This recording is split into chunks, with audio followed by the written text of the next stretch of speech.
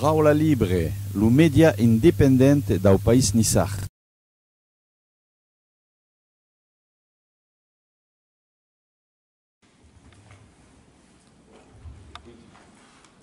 Oui, on a eu peur pour les stacks après un quart d'heure de jeu, et finalement,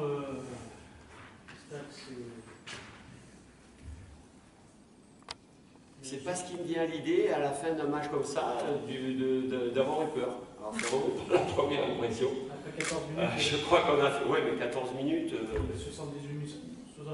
de possession de balle pour Nice. Ouais, mais arrêtez avec la possession.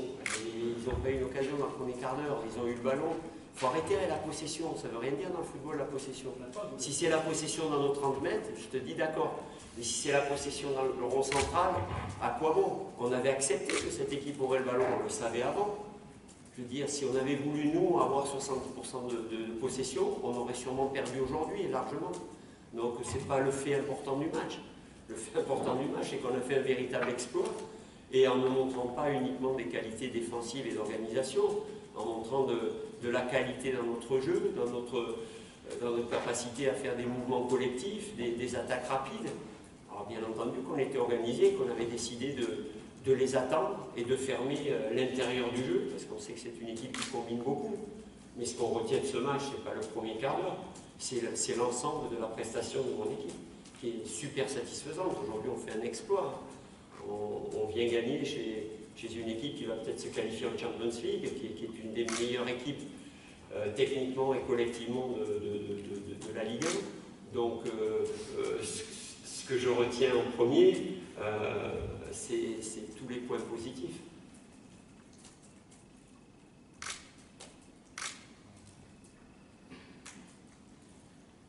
C'est le genre de match forcément qui donne confiance pour la suite de la saison. Vous savez que vous pouvez vous mettre au niveau tout de suite. Oui, on sait très bien qu'on ne battra pas toujours les gros, hein, comme ce soir, mais on sait très bien aussi que ça nous conforte un petit peu dans notre projet, dans notre idée de jeu. Déjà contre Rennes la semaine dernière, on a fait des choses très intéressantes. C'était un match très agréable à regarder, avec beaucoup d'occasions de but. Donc ça nous conforte un petit peu plus. J'avais dit avant le match à mes joueurs, ce soir c'est un peu, on passe au révélateur. On passe au révélateur du haut niveau de la Ligue 1. Et je leur ai dit en même temps que si on jouait à notre meilleur, en respectant notre stratégie, j'étais pas vraiment inquiet. Je savais qu'on pouvait, 4-5 jours avant un match aussi important de qualification de Champions League, on avait les moyens de contrarier cette équipe, cette belle équipe de l'OGC Nice. Et c'est ce qui s'est passé. Maintenant, bien entendu, comptez sur nous pour ne pas tomber dans l'excès de confiance parce qu'on a 4 points. L'humilité doit être notre valeur principale, et on va se remettre au travail très fort dès mardi pour préparer la réception de Nantes, puis Bordeaux. Donc chaque fois, c'est des gros matchs pour nous. Mais notre moteur aussi, c'est le plaisir. Je rappelle tous les jours à mes joueurs, préparer un match comme ça, on a regardé les images de Nice-Ajax. J'ai dit, vous vous rendez compte les gars, on prépare notre match en visionnant l'Ajax Amsterdam. Il faut qu'on apprécie. Et c'est ce plaisir-là aussi qui nous fait avancer, parce qu'on a envie d'y rester à ce niveau longtemps.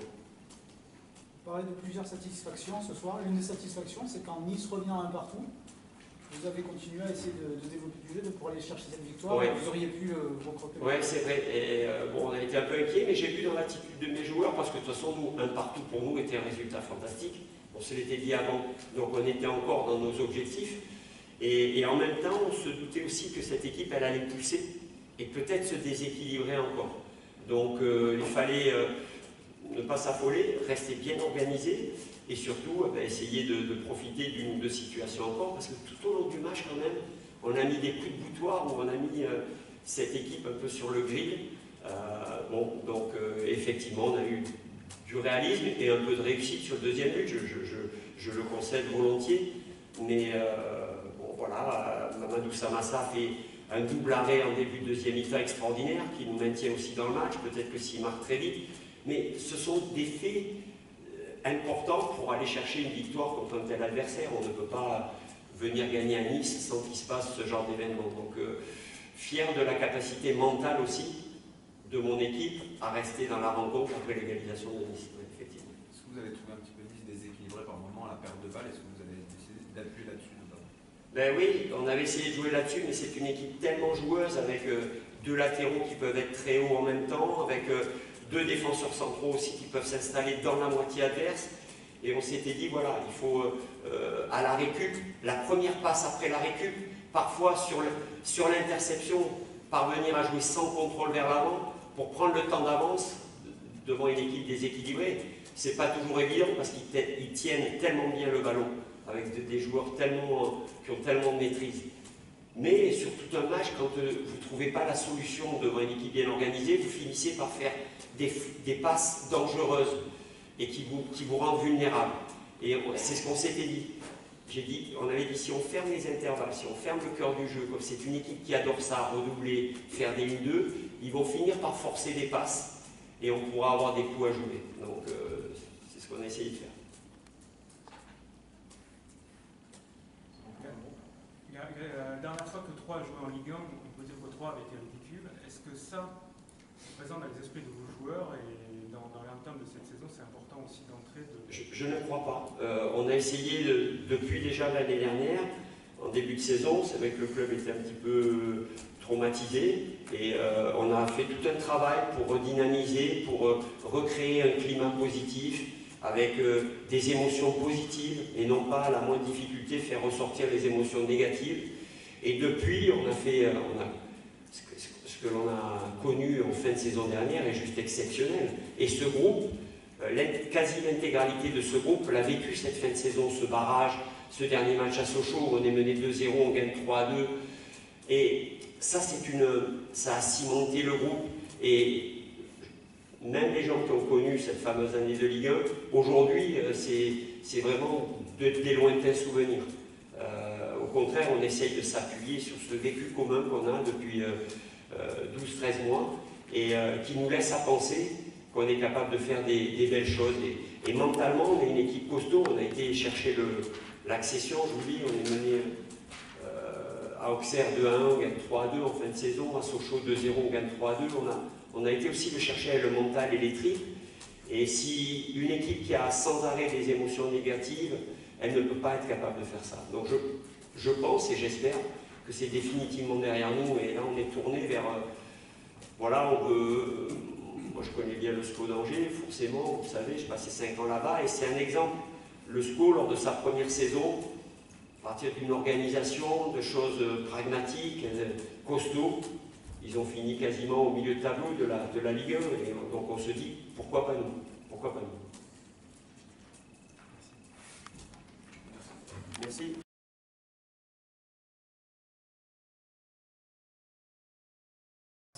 Bonsoir. Coach, on vous imagine forcément un petit peu contrarié par ce scénario de ce match? Oui, bien sûr. Bien sûr. C'est un match qu'on pouvait aussi gagner. Et puis, on a eu des occasions. Eux aussi. Ils marquent 2 buts, mais ils ont 2 belles occasions. Je crois, nous, on a quand même 4 occasions, je pense. Ils sont très très bien groupés, très bien organisés. Ils font peu de fautes, pardon. Et ils sont difficiles à manœuvrer. Il faut jouer au juste moment, plus vite. Mais il faut quand même rester patient. Il faut bien faire tourner le ballon pour qu'il coulisse de chaque côté, etc. Et puis après, il faut trouver les intervalles.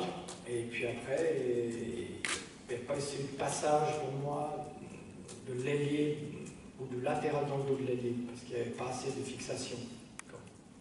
Et puis au milieu, on essaie de passer par l'axe des fois, une fois qu'ils étaient écartés, on l'a pas mal fait. Mais bon, on prend 2 buts, voilà. C'est ça qui est un petit peu embêtant. Mais c'est pas une surprise pour moi, hein. J'ai vu des matchs, c'est pas une surprise pour moi actuellement. Rappelez-vous l'année passée, à quoi tenaient les matchs? C'est juste une question de réussite ou justement qui est un peu Non. ou c'est un peu plus que ça? Non, c'est pas... Bon, 2 buts, vous prenez 2 buts chez vous, après c'est délicat de toute façon. Ils étaient chaque fois dangereux quand même sur la contre-attaque.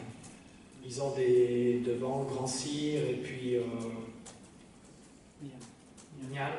Ça va assez vite. Sur chaque récupération, c'était délicat là.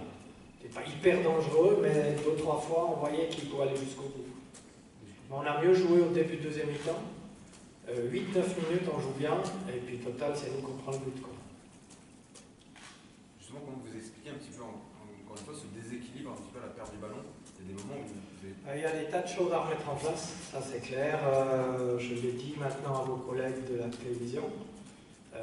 Ça va prendre du temps, c'est clair, c'est des automatismes, le pressing à la perte. On ne peut pas se permettre de l'oublier, sinon on doit faire les courses de retour. Puis après, si on les fait à 85%, les courses de retour, et puis si on défend à 85%, ben voilà, ça ne va pas. Donc ça va prendre son temps. Faire les courses de retour aussi, et les automatismes offensifs aussi. Et puis voilà, il n'y a pas que du négatif, loin de là, parce qu'on pouvait le gagner encore une fois. Malheureusement, c'est comme ça à la fin. Au final, on voit un manque aussi de logique d'automatisme. Vous finissez avec un côté gauche, Jallet, Mahou, qui n'a jamais joué ensemble. À droite, entre Saint-Maximin et Souquet, on a vu que c'est comme ça. Maintenant, c'est comme ça, c'est pour ça que ça va prendre son temps. Et puis voilà. Donc on retrouve une certaine stabilité, une certaine sûreté dans la possession de balle et puis dans le jeu sans ballon surtout. Lorsqu'on doit défendre patiemment. la première de Saint-Maximin, comment vous l'avez jugé? Écoutez, il a fait 2 entraînements. Donc on a déjà travaillé des automatismes de démarquage, etc. Moi je pense que c'était très positif. Après, comme je l'ai dit, il y a même vous, je l'ai entendu à la télévision l'autre jour, parce qu'il joue encore à Monaco, il y a beaucoup à faire dans le domaine collectif. C'était pas moi qui le disais, mais ça c'est normal à 20 ans, c'est tout à fait normal. Il y a beaucoup à faire dans ses déplacements, ses replacements. Trouver sa position idéale dans le système idéal. Donc tout ça, on verra. Mais je trouve que c'est très très positif parce que c'était dangereux ce qu'il a fait. Après, il faut qu'il fasse attention à ne pas trop en faire des fois, parce que après les autres s'impatientent, on ne fait pas tourner le ballon assez vite, s'il y en a un qui fait trop de trucs comme ça, mais dans l'ensemble, c'était assez positif. Si on devait déterminer les responsabilités dans la défaite de ce soir, est-ce qu'on pourrait attribuer une part au fait que vous avez commencé la saison avec la Ligue des Champions, qu'il y a un match qui arrive mercredi? Est-ce que ça peut jouer mentalement, physiquement? Je crois que c'est pas ça qui joue. Ça tient encore une fois à peu de choses. À Saint-Etienne, on ne fait pas un mauvais match, on perd 1-0.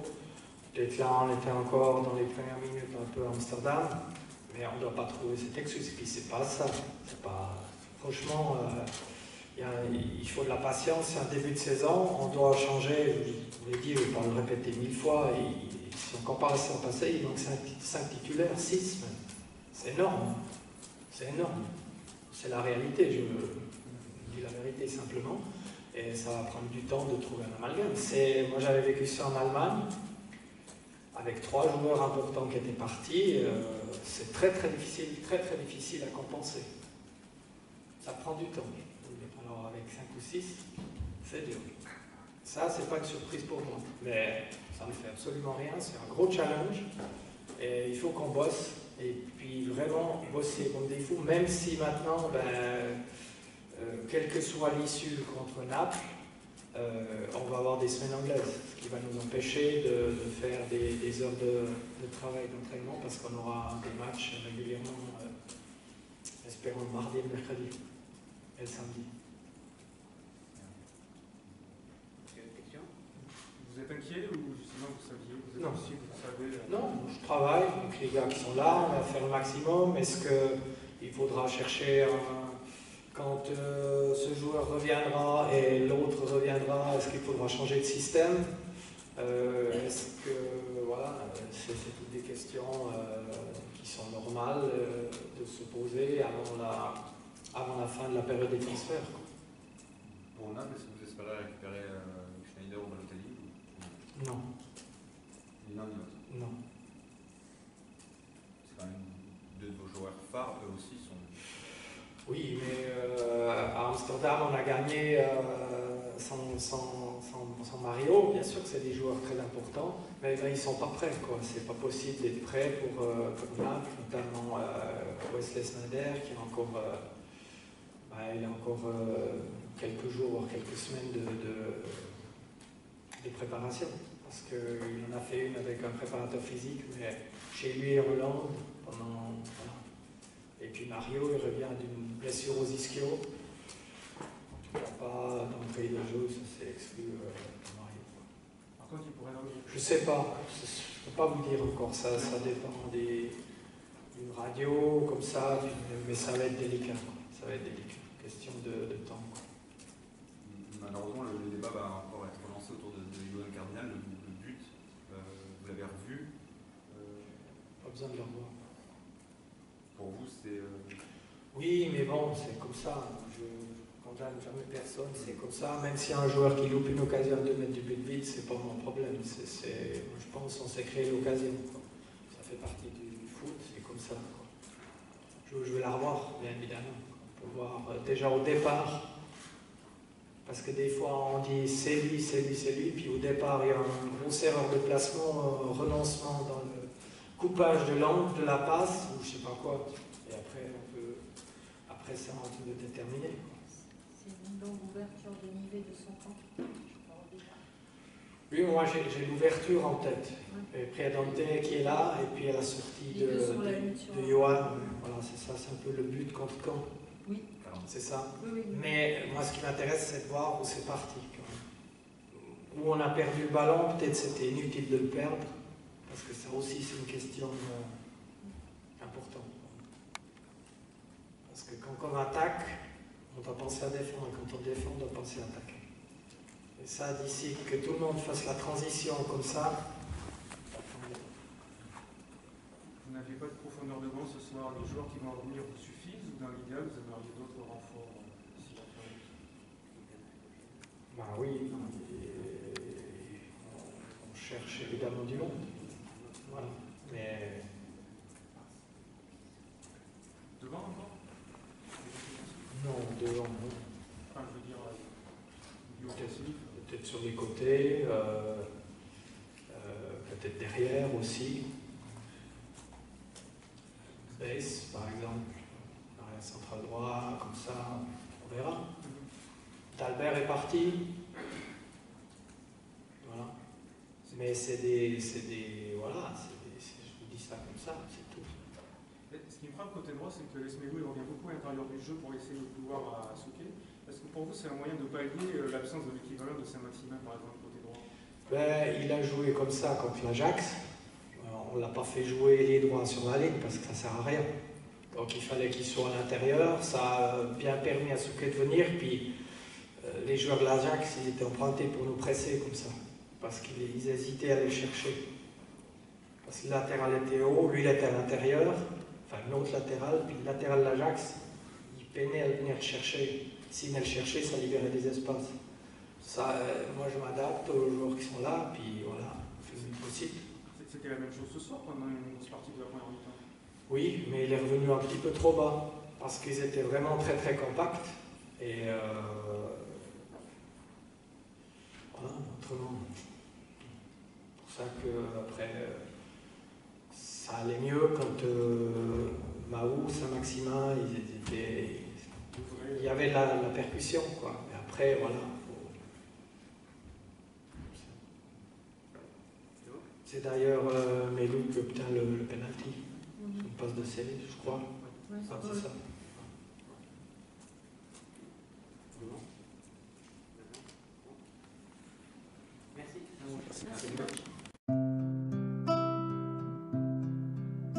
Hola, mi belle.